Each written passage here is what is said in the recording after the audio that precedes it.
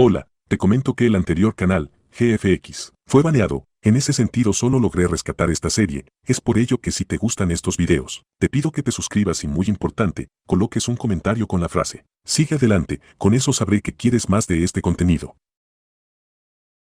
Doombreaker, el dios suicida de la batalla. La humanidad llegó a su fin. Hace un año se perdió la guerra contra el señor demonio. Casi todos los humanos están muertos, y los que desgraciadamente no, fueron suprimidos mentalmente y convertidos en recipientes para incubar nuevos monstruos. Este es Zephyr, el último ser humano y el último superviviente de la resistencia. Y eso que sobresale de su pecho, sí, es una espada. La espada del señor demonio Tartarus. En este momento, Tartarus se regocija al saber que su victoria y conquista es completa. Zephyr está a los pies de Tartarus y este último lo mira con expectación y también con algo de respeto. Le dice que parece un poco dolorido. Zephyr sonríe, aunque claramente se ve que está hecho polvo. El señor demonio lo ve con una mirada altiva y le dice que ha ralentizado el tiempo para poder hablar un poco más. Demuestra un poco de respeto y le dice que es el primer ser humano en molestarlo durante tanto tiempo, que la tenacidad que muestra es digna de admiración, que no respeta a aquellos que no pelean una batalla por saberse perdedores. Dice que no son sabios, solo son débiles, y no hay nada que le moleste más que los débiles que no tienen perseverancia. En cambio,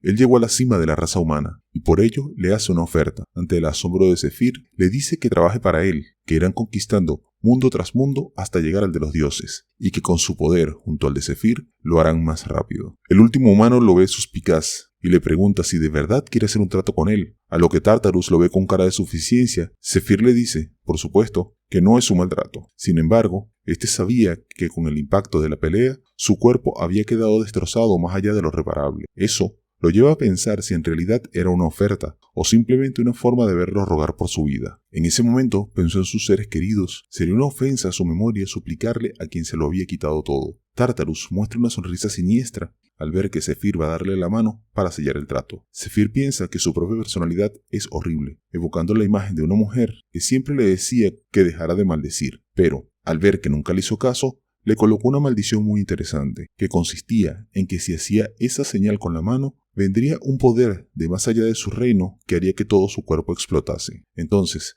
dándole la mano, le dijo, esta es mi respuesta, señor demonio Tartarus. Y haciéndole eso con la mano libre, le dijo, vete a la mierda, maldita perra. Y una energía impactó como una reacción en cadena que destruyó todo, incluyendo la cima y toda la montaña. Solo quedó en el aire Tartarus. Casi todo él era incredulidad pura, y digo casi porque le faltaba una mano. El señor demonio, lleno de ira, golpeó el montón de cenizas en el que se había convertido Zephyr, y finalmente la raza humana se extinguió. Zephyr, en sus últimos momentos, solo podía pensar en que no pudo vengar a sus seres queridos, y que así como así, terminó todo. Sin embargo, abrió los ojos pensando que todo estaba mal, ya que su cuerpo estaba indemne, y no sabía dónde estaba. Por lo que podía visualizar, estaba dentro de un templo con las estatuas de 3 dioses. Pensó que ya estaba en el inframundo, hasta que una voz le dijo que no. Estaba en el panteón donde residen los dioses, y de la nada salió un ángel que fue quien le habló. Zephyr intentó invocar su espada, pero no funcionó. El hermoso ángel le dijo que ella era el representante de los dioses y que su nombre era Mercedes, que en este punto ya está muerto y por lo general debía estar en el inframundo, pero debido a la demanda de los 3 grandes dioses, se ha decidido enviarlo al pasado con todos sus recuerdos, dándole, así, la oportunidad de cambiar el futuro, pero solo con sus recuerdos. El poder y las habilidades debía recuperarlos por sí mismo. Zephyr se preguntaba si eso más bien no sería una alucinación, aunque no recordaba que el señor demonio tuviera esa facultad. Un poco cabreado, le preguntó al ángel Mercedes que por qué le darían esa segunda oportunidad. Él sabe que ellos nunca dan nada gratis, que debe haber algo que ellos quieren a cambio. Le dijo que vio mucha gente caer y cuando estaba muriendo ante el ataque de los demonios, rezaban desesperadamente por ayuda y que en lugar de responder a esas plegarias, los dioses habían cesado toda comunicación con el mundo. Incluso le quitaron al clero la capacidad de pedir prestado el poder de los dioses, con lo que perdieron su capacidad para curar, lo que devino en la aniquilación total de los ejércitos humanos. El ángel Mercedes le dijo que entendía su respuesta y que compartiría con él el pensamiento exacto de los dioses justo en ese momento, y de ella se escuchó: muéstranos algo un poco más interesante.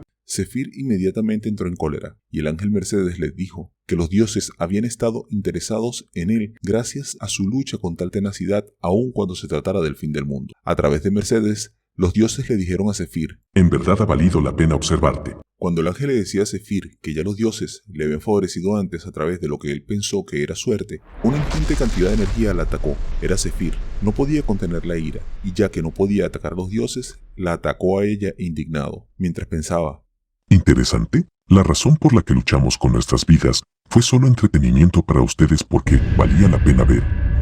Zefir estaba fuera de sí, pensando que todos los dioses lo miraban bajo la perspectiva del entretenimiento. En eso, Mercedes convocó un pie gigante que cayó sobre Zefir tratando de aplastarlo y le dijo: Por favor, sé cortés, los dioses están mirando. Cuando Zefir estaba inmovilizado en el suelo, ésta le dijo que estaba equivocado y que había malinterpretado sus palabras. Los dioses tienen interés solo en ti, no en una especie común como los humanos. Le dijo también que la única forma de recibir lo que quería era mostrando su propia valía. ¿Cómo podía haber algo gratis en este mundo? Le dijo que además de los 3 grandes dioses, hay un dios que estaba exigiendo fuertemente su regreso, aunque por otra razón. Zefir, aún molesto, pero incluso más intrigado, quiso saber quién era el dios. El ángel Mercedes abrió un portal de visión donde se veía a Tartarus atemorizando a otros ángeles. Iracundo e indignado, el señor demonio decía que no era posible haber recibido un golpe de un simple humano como era Zefir. Él, un dios que había conquistado 10 mundos, que era imposible, que lo único que tenía que hacer era darse prisa y hacer que sucediera, que Zefir resucitara. Mercedes le explicaba que contando con la tierra, Tartarus había aniquilado 10 mundos y en todo ese tiempo nunca perdió una batalla. Tampoco fue dañado por ningún ser, pero que debido a Zefir, ese récord se había roto, y que esto causó un gran daño a su orgullo, a lo que el último de los humanos no daba crédito. Tartarus quería que reviviese, solo para tener otra batalla con él y así obtener una victoria completa. Entonces, Mercedes le preguntó a Zefir: ¿cuál es tu decisión? Con la burla siempre en los labios, le dijo: La respuesta es obvia. Si ese bastardo desea morir, le concederé su deseo. Mercedes le dijo que comenzaría en ese momento con la transferencia, y aunque desconocía el tiempo exacto de su llegada, sería tiempo suficiente para recuperar sus fuerzas. Además, los dioses le habían bendecido para mostrar su apoyo. Obtendría privilegios por retornar y los podría comprobar apenas regresara. Mientras esperaba ser regresado, pensaba que aunque fuera una oportunidad dada por los repugnantes dioses, una oportunidad era una oportunidad, y la aprovecharía para vengarse no solo de Tartarus, sino de todos los dioses que los miran como insectos. Una vez terminado el portal, Mercedes sonrió fríamente diciéndole que esperaba con ansias que los entretuviese, y así Zefir caminó a la luz. Cuando pudo abrir los ojos, oyó que varias personas discutían y le decían: despierta ya, novato. Aunque no sabía quiénes eran, sabía que los había visto antes. Lo que sí reconoció inmediatamente fue el estigma, y sonriendo se dio cuenta que él también lo tenía. Pensó que debió haber regresado más de 10 años en el pasado, cuando aún era un esclavo del templo. Todo el jaleo se disolvió cuando llegó el capataz, diciendo que el descanso se había terminado. Uno de los esclavos amenazó a Zefir, pero este no sabía de qué demonios estaba hablando, mientras un niño, desde el suelo, le dio las gracias por protegerlo, aunque Zefir igualmente no sabía quién era. Habían pasado 10 años y no recordaba los detalles. En ese momento recordó lo último que le dijo el ángel Mercedes, que, además de la regresión, tendría privilegios de retorno y que podría utilizarlo en cualquier momento diciendo: desbloquear privilegios. Y haciéndolo se sorprendió gratamente cuando vio la ventana de estado, y con una sonrisa perturbada pensó: en realidad pueden darme esto. Los compañeros de mina de Zefir estaban impresionados de ver su forma de trabajar. Se preguntaban si había sido minero antes de ir a ese sitio. Todos deseaban que estuviera en su grupo de trabajo, ya que no podían relajarse ante un minador tan duro. Zefir simplemente no podía creerlo cuando dijo desbloquear privilegio. No podía dar crédito a lo que veía. Eran habilidades y objetos de clase top. ¿En serio esos tacaños me están dando cosas como esta? El capataz, al ver que estaba distraído, diciéndole que volviera al trabajo, le lanzó un latigazo, y a pesar de la fuerza con la que iba, nuestro prota lo atrapó en el aire, cosa que lo sorprendió tanto a él como al capataz, al ver que no dejaba ni un rasguño. Pero Zefir, disimulando, se disculpó con su agresor, y le dijo que volvería enseguida al trabajo. Todo se debía al privilegio número 1, Muro de Hierro, que incrementa drásticamente el poder de defensa y causa que no se canse fácilmente. De allí, todo el poder y la velocidad de Zefir para minar. Mientras lo hacía, pensaba en los 9 privilegios que recibió y que usando su conocimiento sobre el futuro y esos privilegios sería capaz de llegar a la cima de la humanidad nuevamente. Una vez terminado de calcular todo lo minado Ese día por los grupos se anunciaron los rangos y el grupo F, el de Zephyr, quedó de primer lugar. Obviamente los que estaban en otros grupos estaban muy molestos, ya que no estaban acostumbrados a que el grupo F quedara dentro de los primeros y se quedara con lo que consideraban suyo, ya que las recompensas y las provisiones del último lugar serían divididos en favor del primer, segundo y tercer grupo. Cuando terminaron con los rankings, procedieron a rezar a la diosa Aria. Zephyr simulaba rezar, sin embargo, por dentro solo pensaba, salvación mi culo, el templo de Aria, uno de los 3 grandes dioses y a la que más devoción se le tenía en el continente. Había muchos esclavos. Ellos alguna vez fueron aventureros o fueron rescatados por el templo y se convirtieron en esclavos para pagar las cuentas médicas. Zephyr sabía que, al ser esclavo, no podía salir del territorio de trabajo sin permiso, debido al estigma que llevaba en su hombro. De hacerlo, su corazón se detendría entonces. Para proceder con su plan, lo primero que debía hacer era pagar las cuentas y recuperar su libertad. Zephyr tenía entre ceja y ceja vengarse de Tartarus. Sin embargo, lo más importante era encontrarla y protegerla. En eso aparece una monjita llamando a todos aquellos que quieran utilizar la tienda o a aquellos que necesiten una consulta. Zephyr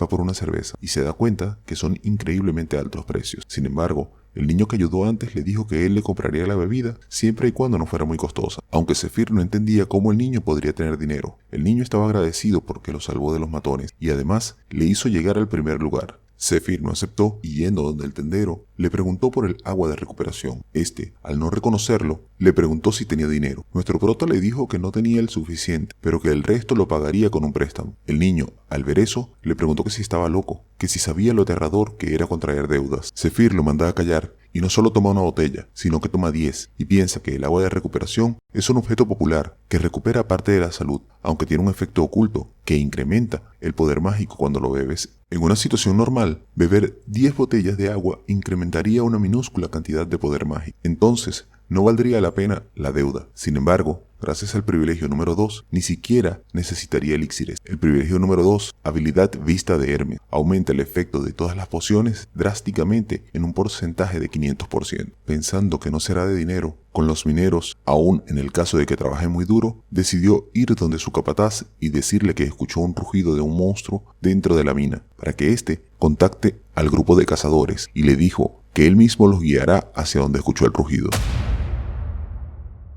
Los monstruos nacieron de las deformaciones de la magia, y como eran hostiles hacia los humanos, habían causado mucho daño. Sin embargo, también dieron a los humanos una segunda oportunidad, la cristalización de la magia dentro del cuerpo de los monstruos, dando como resultado piedras mágicas. El hueso y la piel eran utilizados como material para varios artículos, y antes de darnos cuenta, los monstruos se habían convertido en recursos valiosos. Entonces, las mazmorras, además de ser el hogar de los monstruos, eran como cofres del tesoro aún por descubrir. Los cazadores esclavos eran seleccionados por sus destrezas en combate y su especialización para la caza. Para compensar los peligros de enfrentarse a los monstruos, tenían una paga bastante más alta en base a sus progresos. A Zephyr pronto se le acabó el crédito, ya que al ser un simple minero, el límite era demasiado bajo. Cuando se preguntaba qué debía hacer, de pronto apareció una monjita, diciéndole que podía vender los órganos para obtener dinero, ya que su templo estaba interesado en órganos frescos como material de investigación. Zephyr se le quedó viendo y le dice que le muestre el papeleo. Luego de ello, va y compra más agua de recuperación. Ahora, Zephyr se encontraba listo para ir a la mazmorra. Y justo en ese momento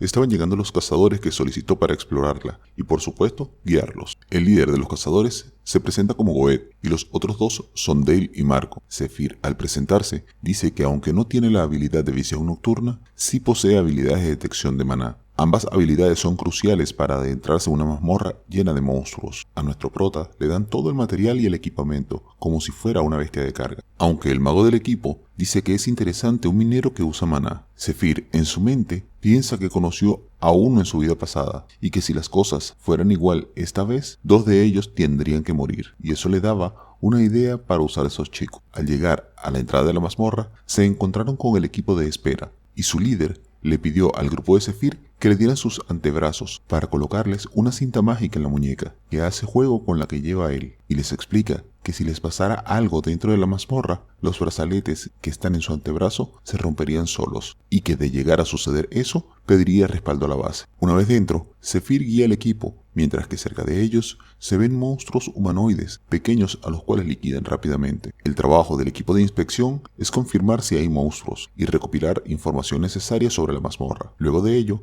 entra en acción el escuadrón de ataque, que tiene el poder de fuego necesario para despejar la mazmorra. Esa es la secuencia. Aunque el equipo de reconocimiento también tiene habilidad de combate, esto, por si la mazmorra es fácil, la pueden despejar ellos mismos de inmediato. De hecho, Goethe le propone a Marco y a Dale que lo hagan, y estos dos no parecen estar muy de acuerdo, alegando que ahora mismo solo son 3. Goethe comenta que son 4. Dale, molesto, responde que son 3 y algo de basura. Marco interviene para mediar y calmar los ánimos, y le pregunta al líder que si tiene un plan. Goethe sonríe confiado y le pide a Zephyr que le muestre. Son hojas y semillas de avellana que, trituradas y mezcladas con los restos de cobalto, reproducirá el olor de una hembra de cobalto en celo. Y al ser tan potente, los monstruos de cobalto vendrán sin poder evitarlo, que caerán en una trampa previamente confeccionada. Los otros dos, al ver que el plan del líder funciona, lo elogian, y este solo sonríe, y dice que a esto se llama experiencia. Sin embargo, Zephyr piensa que eso se lo enseñó él, y recuerda que en su primera vida, Goethe lo único que deseaba era recibir la aprobación de los demás. El líder, al ver que todo está funcionando bien, piensa que Zephyr está buscando que lo solicite para ser trasladado al equipo de cazadores, y le regala una daga. Sin embargo, piensa que una mazmorra de cobalto no es suficiente para tomarse las molestias. Mientras están despejando la mazmorra, Dale encuentra huesos de monstruos de cobalto, y en eso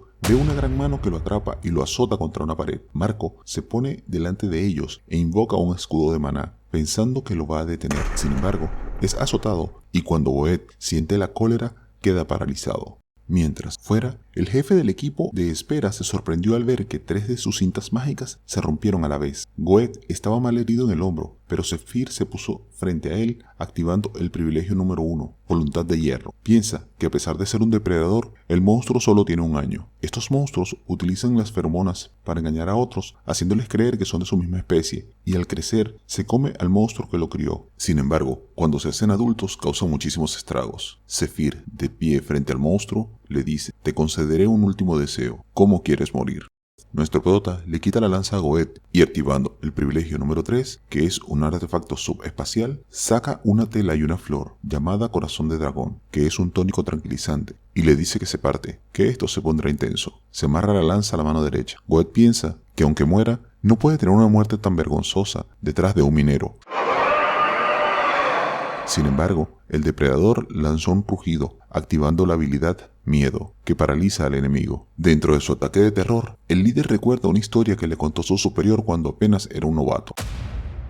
Un depredador adulto atacó una aldea. Se dice que los aldeanos no pudieron ni parpadear porque estaban paralizados por la habilidad del monstruo. No podían mover un solo músculo. No había nada que pudieran hacer, excepto esperar sus turnos. Sin embargo, Goethe escuchó algo que lo sacó de su remembranza y vio que se desarrollaba una pelea entre el depredador y Zephyr. El depredador atacaba, pero Zephyr lo esquivaba tranquilamente. Esto porque activó el privilegio número 2 y de inmediato ingirió la flor de corazón de dragón.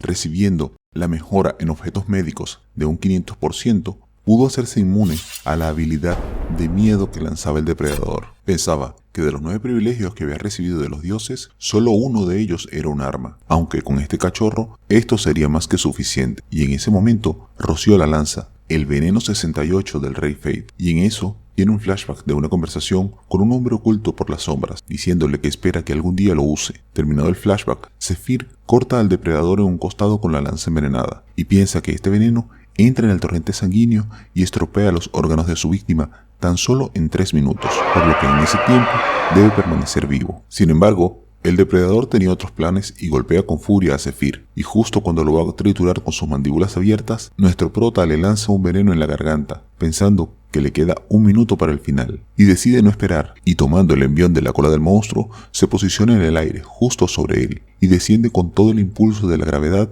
y clava la lanza en uno de sus ojos, y luego, partiéndola, clava el mástil roto en el mismo ojo, para finalizar sacando la daga que le había dado Goethe e incrustarla en su tercer ojo, para ya finalizarlo con un golpe devastador, con todo el poder obtenido gracias al agua de recuperación, con lo que acabó con el monstruo, y viendo a Goethe le dijo: tendremos una rápida charla.